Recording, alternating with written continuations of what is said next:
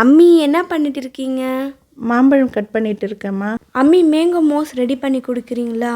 இல்லைம்மா, எனக்கு mango milk shake தான் வேணும். இல்லைம்மி, எனக்கு மேங்கோ மோஸ் தான் வேணும். சரி, ஓகே, நான் 2 பேருக்கும் பிடிச்சது ரெடி பண்ணிவிட்டு நான் உங்களுக்கு கூப்பிட்றேன். போங்க.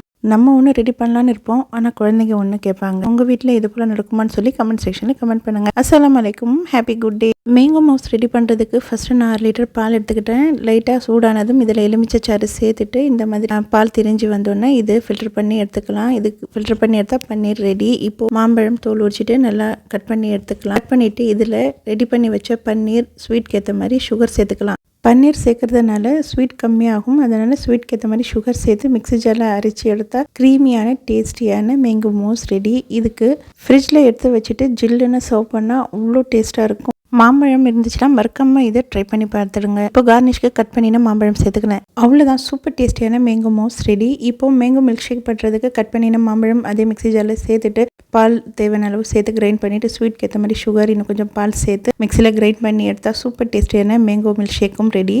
இந்த மில்க் ஷேக் ஃப்ரிட்ஜில் வச்சு சர்வ் பண்ணுங்க. சாப்பிட்றதுக்கு உண்மையிலே அவ்வளோ டேஸ்ட்டாக இருக்கும். ஜில்லுன்னு சாப்பிடும்போது ரொம்ப ரொம்ப நல்லாயிருக்கும். இந்த க்ரீமியான மேங்கோ மோஸ் சாப்பிட்றதுக்கு அவ்வளோ டேஸ்ட்டாக இருந்துச்சு. உங்களுக்கு இந்த ரெசிப்பியில் எது பிடிக்கும்னு சொல்லி கமெண்ட் செக்ஷனில் கமெண்ட் பண்ணுங்கள். இப்போ நம்ம ரெடி பண்ணி வச்சு இந்த தண்ணி வேஸ்ட் பண்ணாமல் என்ன ரெடி பண்ணலான்னு சொல்லி நான் நெக்ஸ்ட் வீடியோ அப்லோட் பண்ணுறேன். கண்டிப்பாக பாருங்கள். தேங்க்யூ ஃபார் வாட்சிங். Happy good day. அஸ்ஸலாமு அலைக்கும்.